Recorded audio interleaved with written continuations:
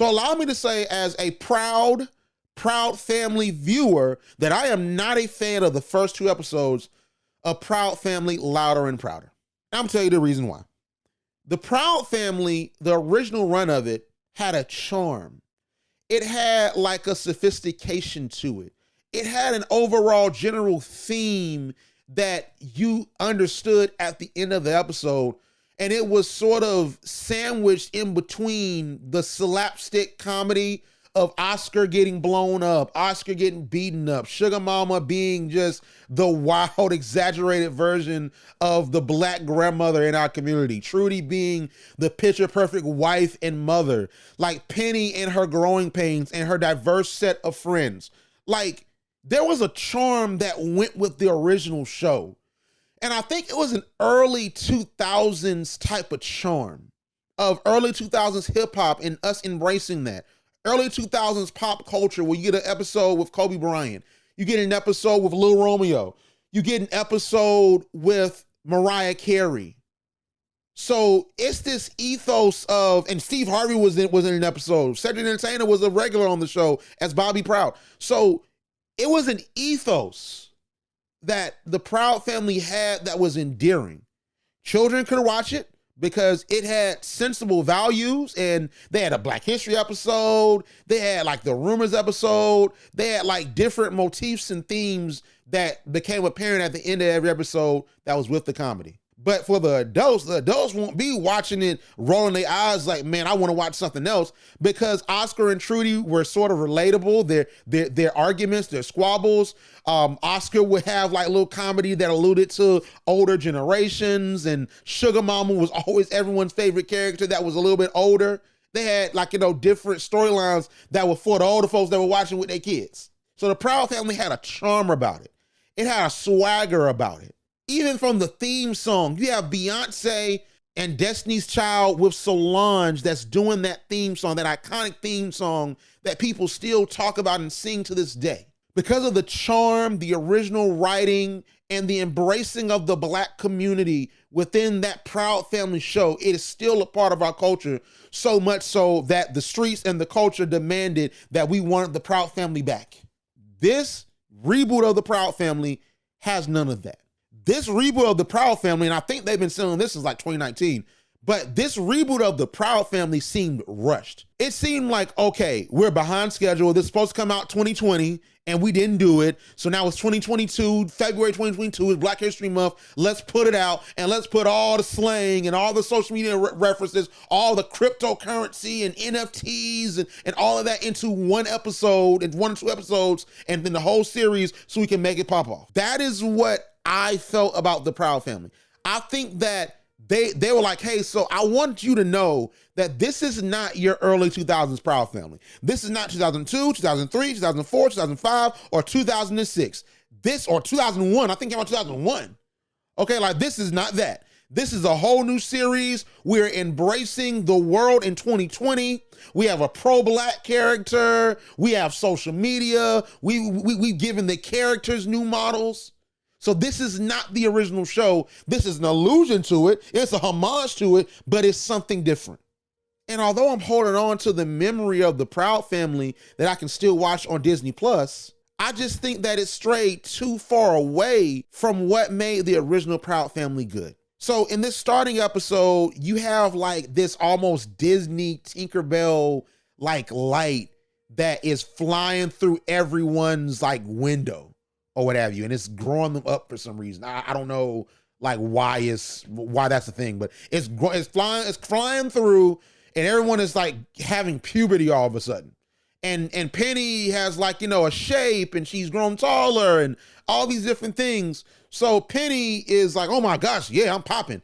And then everyone is sort of experiencing puberty because of this light that came through. We don't see Penny again until later on, I think a bit after this new theme song, which is trash. I'm sorry to the person that made it. I'm pretty sure you are a talented musician, but I think that person reasonably that made this new one, that was involved in making this remix of the original song sang by Solange and Destiny's Child and Beyonce, you had a tall task replacing a theme song that is as iconic as the Proud Family theme song. and you failed miserably. But don't beat yourself up, because no one could have reasonably done it unless you just switched out the theme song entirely, almost like how 50 Cent does on Power. Like the Force theme song is hard. Like, you know what I'm saying? The Power Book 3 Raising Kanan theme song with Charlie Wilson is hard.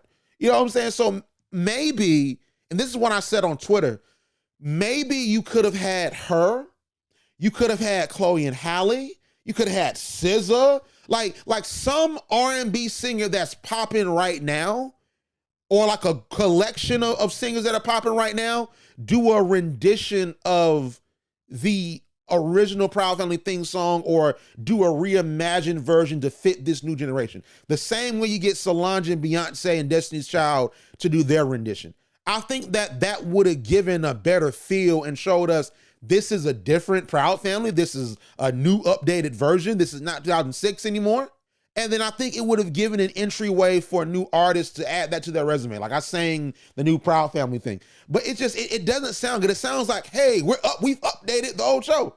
And that wasn't a good lead up. That didn't give me a good feeling moving in. The animated style of how they've drawn the characters and how they're animated, I'm not the biggest fan, because it seems choppy. Like in the original Proud Family, although the animation style itself is old, all right? And of course, the dimensions of how the show was shot, like it was made for those box big back TVs. We have flat screens now. So sometimes when you watch the Proud Family, you'll see a black box around it, or you'll see like, you know, they'll have a border around a Proud Family clip, because it wasn't made for like the flat screens we have now. It wasn't made in the resolutions that our TVs are able to show now. But the old Proud Family animation had a fluidness to it that was endearing, and it sort of made you a part of the series. I mean, it gave you like, hey, like these are real breathing characters. Oh, it wasn't 3D, it was 2D, but it's like they're talking. I can see them saying the words that they're saying. This new animation style of the Proud Family, honestly and truthfully, seems like someone on YouTube did it, because if you remember, it used to be folks on YouTube that would draw the different Proud Family characters, and they would do different videos, updating them, putting Penny in college, making the characters from the Proud Family Greek, or like having them rep different HBCUs. Like I've seen all of that within these past like 14, 15 years. I've seen it all. And this looks like something off of YouTube. Like it's like the characters like don't move the right way. It's like they like the way that they talk. It's like I can't really even tell what they're truly saying. Like it's like the little glow and like the darkness of the cartoon itself. Like it's like a dark tinge on the cartoon where they're trying to sort of like say, hey, this is the sun shining down on the characters. It makes it look cheaper than the original. That's just me. I know it's a different animation style, and maybe I'll get used to it because I'm gonna continue to watch it, but it didn't fit to me. Penny comes down, and Penny has fully embraced social media culture. That's believable. So she falls down the stairs. Of course, you have Oscar and Penny's, tussle over Oscar wanting to keep her as his baby girl, not being with having any boyfriends, not going out there, having sex, all the different things. And that was implied in the original series, that Oscar is a good, overprotective father. And while at times it was slapstick comedy, at some points, Oscar was the good dad that comforted his daughter and made sure his daughter was put up on game, and made sure his daughter had a level of love and understood that Penny loved him, or that he loved Penny. And they had a mutual love for each other, right? With this one, they're going over the top to say, hey, Oscar and Penny have issues. They put her in a nice outfit. That was sort of funny. Sugar Mama makes her grand entrance. I think we all were happy to see that Sugar Mama's back. Shout out to the actor for Sugar Mama. We have to shout out the HBCU alum, because a lot of folks don't know. Jo Marie Payton, she was on Moesha as well. She was Hakeem's mom. And then you had Family Matters. She was on a lot of different shows. Jo Marie Payton went to Albany State, so shout out to Albany State. Shout out to Albany State, and shout out to Jo Marie Payton. Big HBCU alum out here, man. Just saying, I heard that Trudy went to Tuskegee. No, not the actor, not the actress, but the actual character. I cannot confirm or deny that. They never said she went to Tuskegee, but okay. I saw it on social media, though. That might be fake news. I might have just got. But anyway, So Sugar Mama comes in. They have the tussle between Oscar and Sugar Mama. That's back. And then we see Penny's friends. Dejanay's back and she's gained some pounds. Zoe's back. She's gotten taller. And Michael is now going to be the reoccurring character, now voiced by E.J. Johnson, Magic Johnson's son. And Michael was a very interesting character in the original series. And I thought that Michael, to a point, was a very progressive character in my eye. And I think that the Proud Family was early in those storylines of Michael where he was fighting to be accepted and he had a father that didn't accept him for who he was. But Michael, like, was who he was. And I think his father, the coach, had to eventually accept that. You know, it was an episode in season 3 where like Michael like turned into a monster because like people weren't accepting of him being who he was and they bullied him. So it's like, you know, I liked how they wrote Michael in the original series. They replaced Michael's voice actor, who is a legendary actor. I want to just say that. He's a legendary actor, Phil Lamar. He voiced Jon Stewart / Green Lantern in Justice League and Justice League Unlimited. He was Virgil, aka Static in Static Shock. He's voiced in Father's Home for Imaginary Friends. He was Wilt. Like he's been in so many shows. He was in Mad TV. He's done video games. So Phil Lamar is a legendary actor. So I would have loved, just personally me, all right, Phil Lamar is still out here. He's still kicking it. God bless him. Like I would have loved to have seen him reprise his role. But I understand that he probably is very expensive. He's OG in this game. He's probably very expensive as other projects that he's doing. And you might have wanted to move and get an E.J. Johnson as like a splashy name as a part of this show. I have no problem with Michael's new character. I get you're trying to update that character. I get that. And then, you know, you add in Maya Lebowitz Jenkins, okay? Maya Lebowitz Jenkins. And then you have A Boogie with the hoodie plays her brother. I was sort of shocked. I was like, that's A Boogie.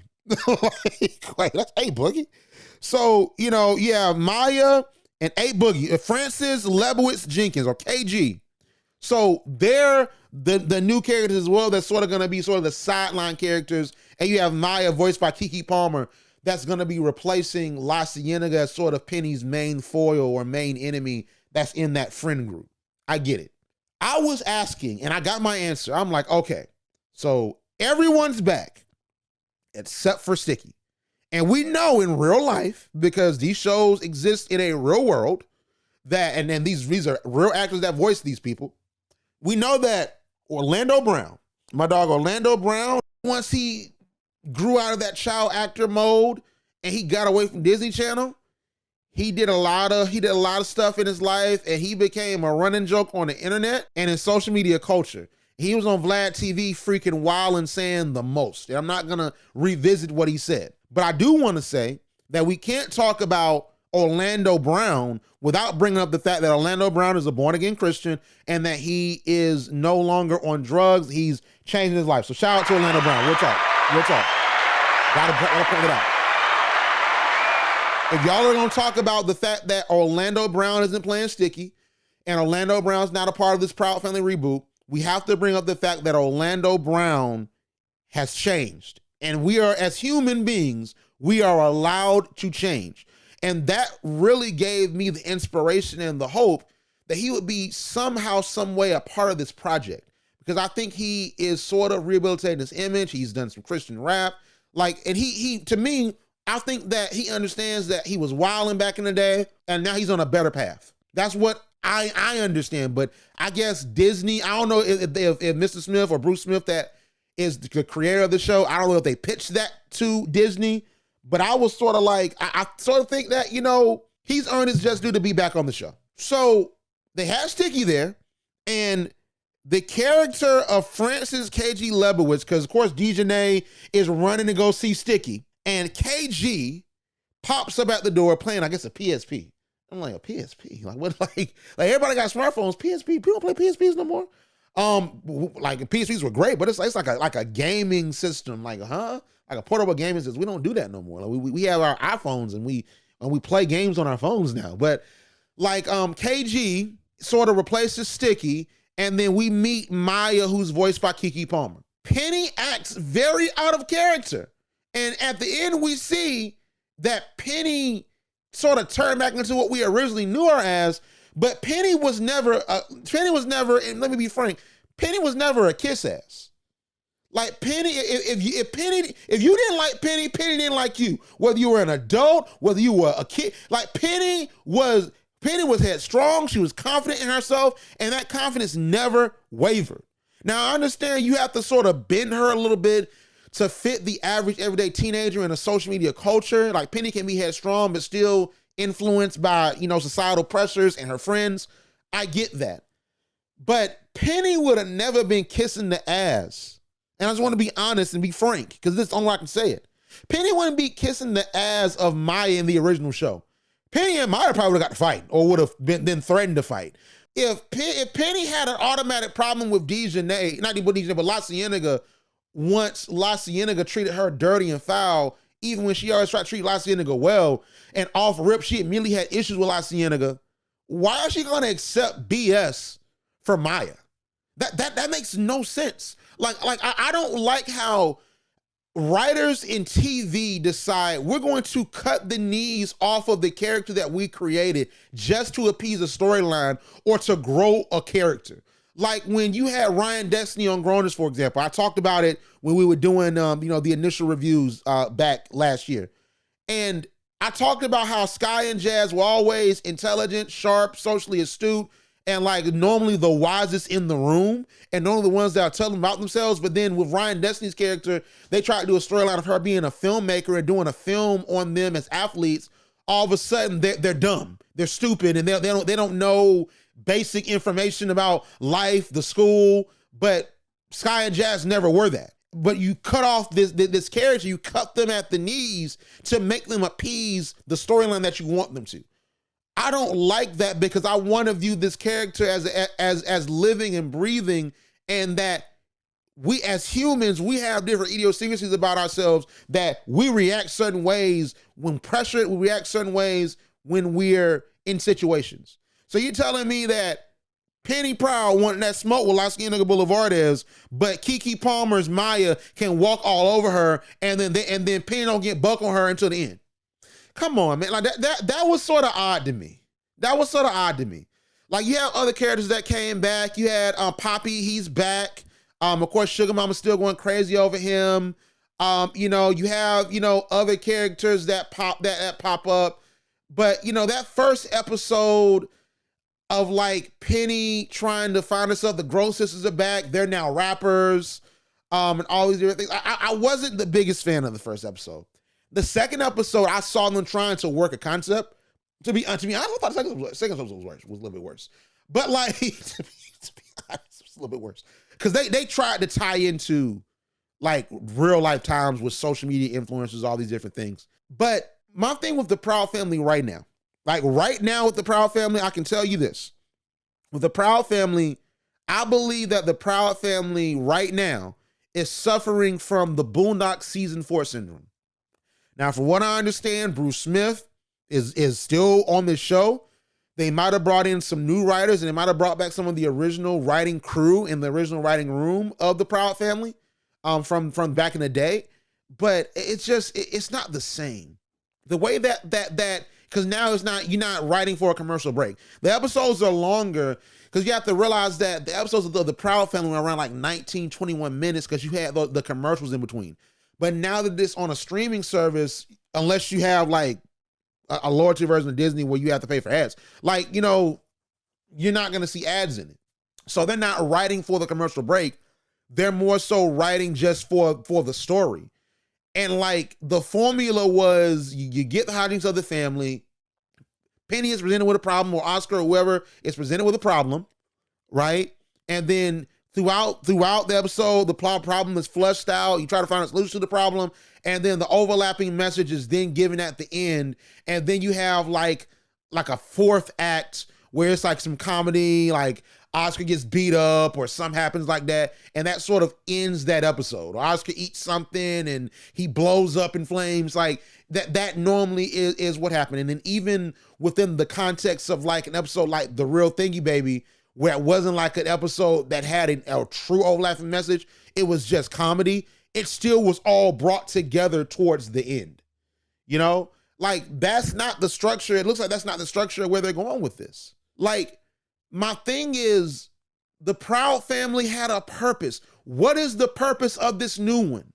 Except to make money, get folks to sign up or keep their subscription for Disney Plus, and get the actors and actresses some money. You brought back most of the original cast minus Orlando Brown. Now, I'm very sure with Wizard Kelly, because Wizard Kelly had a speaking part in that second episode with Oscar.